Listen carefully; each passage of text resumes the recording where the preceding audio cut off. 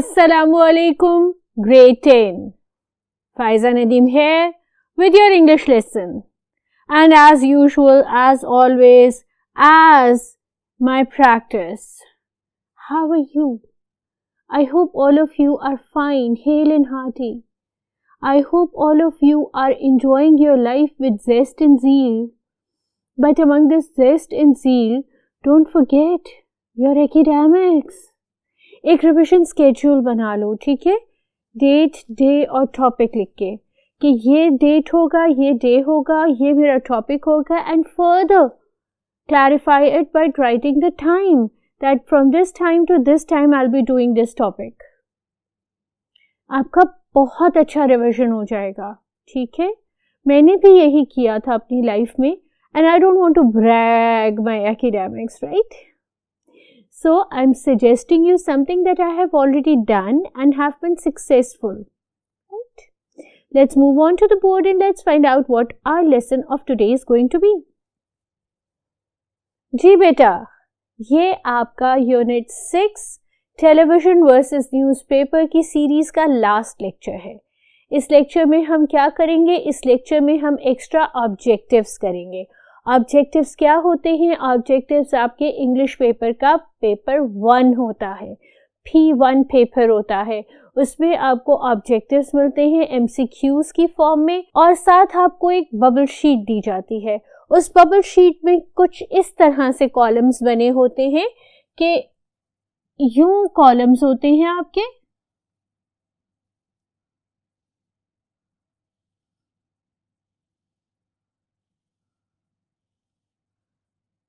A, B, C और D.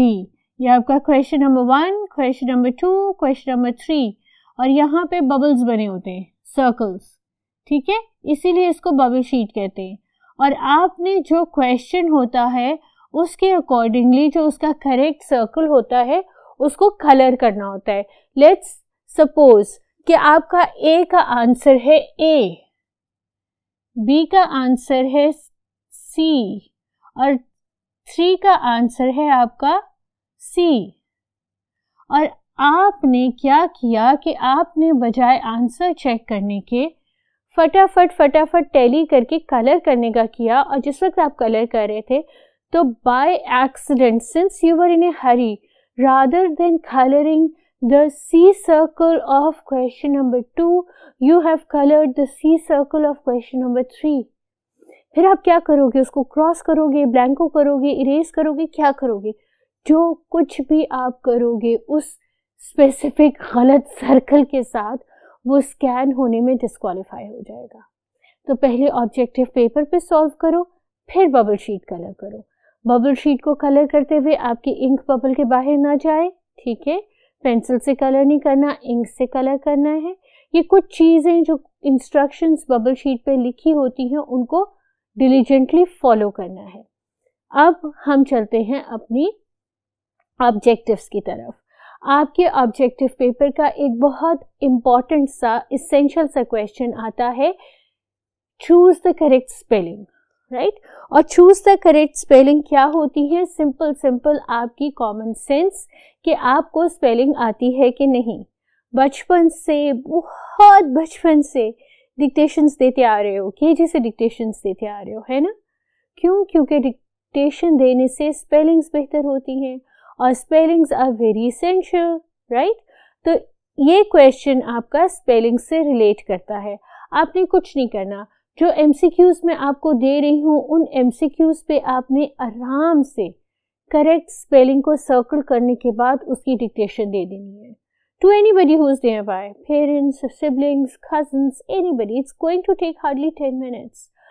But ये 10 minutes आपके 2 या 3 या 4 जो आपका परसेंटेज बिल्ड भी कर सकते हैं और ब्रेक भी कर सकते हैं, मार्क्स दिलाएंगे, राइट? तो सबसे पहला MCQ था आपका एंटरटेनमेंट. क्या आपने I से कभी इंटरटेनमेंट सुना है, या E से, या इंटायरटेनमेंट सुना है? नहीं. एंटरटेनमेंट आपको पता है कि ये स्पेलिंग है ENTERTAINMENT is the correct entertainment, ठीक है? उसके बाद है RELEVENT, RELEVUNT, RELEVANT और RELEVANT, हमें ये पता है कि ये वाला रेलिवेंट जो है ये करेक्ट है. Then comes LUXERY, LUXURY, LUXARY या LUXREY. We know that this is the correct luxury. How many of you are used to the luxurious style of life? All of us are. Because whatever we wish for, our parents try their level best to provide them to us. है ना? Alhamdulillah. LESIURE, LIESURE, LEISURE या LERISUE. कौन सा laser होता है? ये वाला होता है.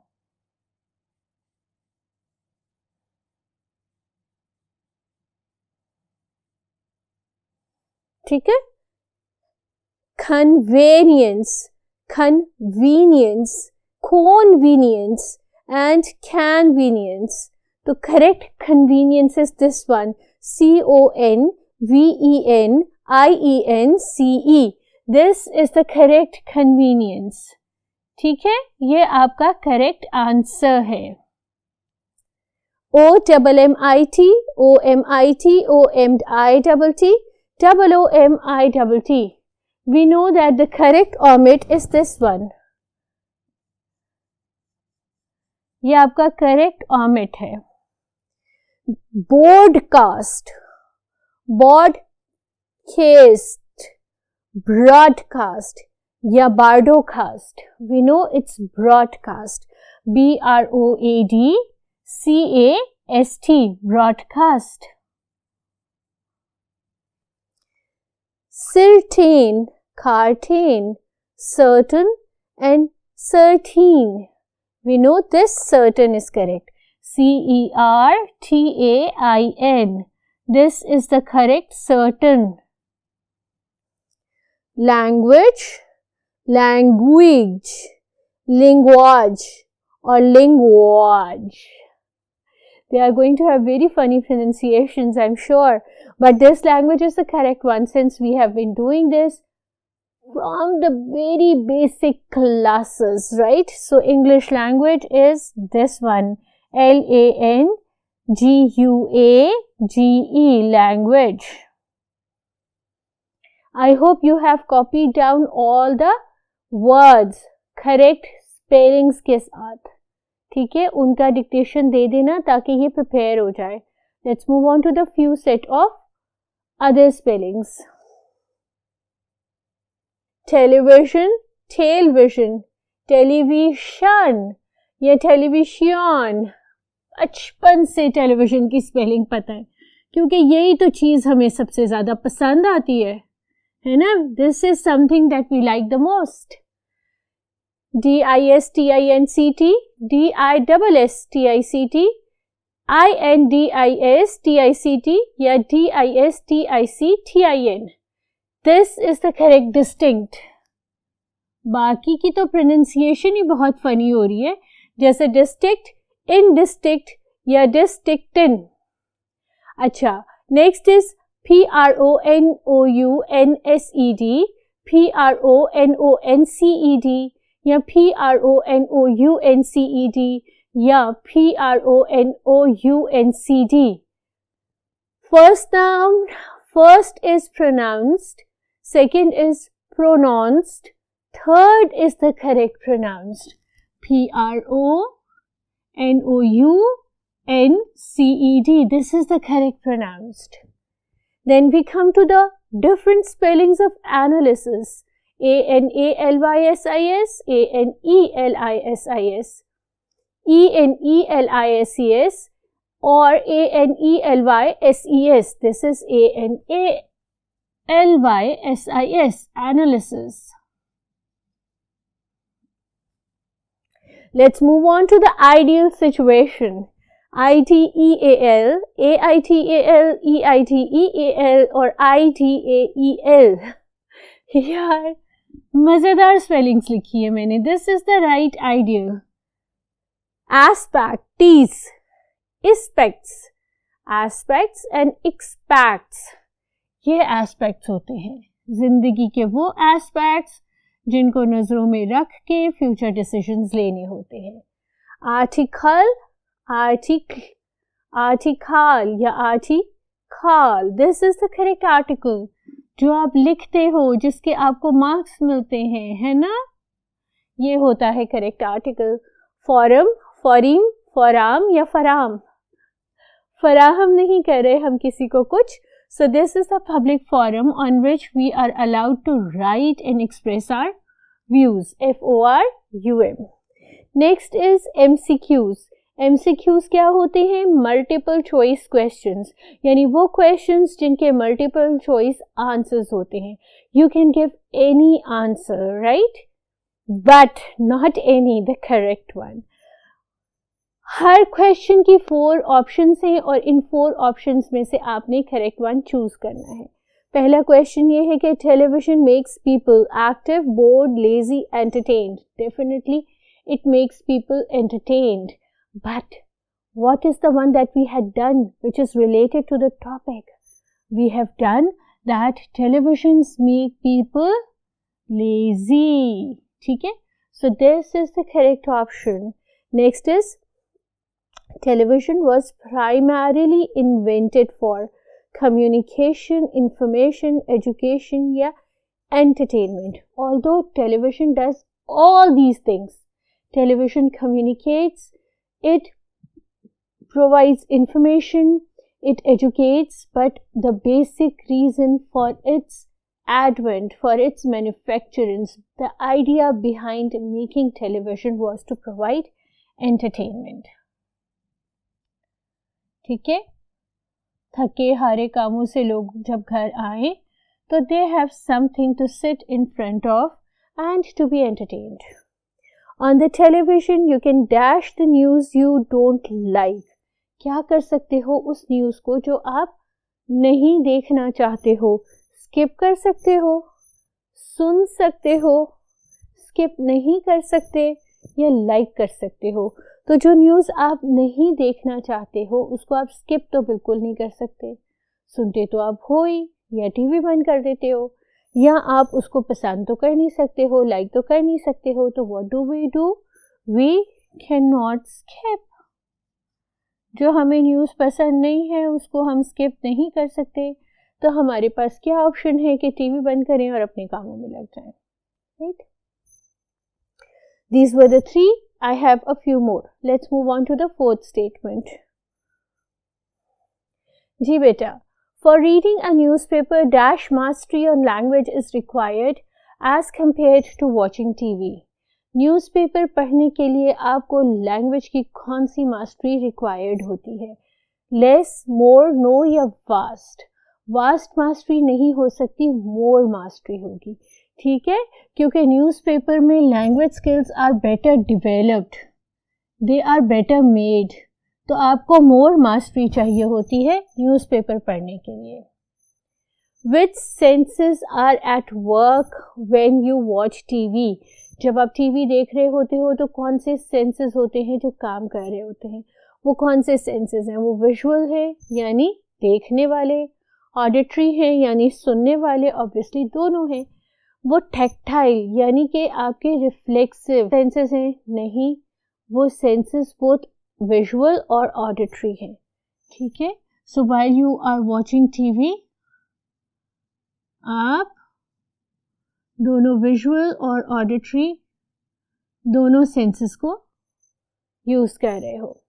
Reader can give feedback to the articles of the newspaper bye.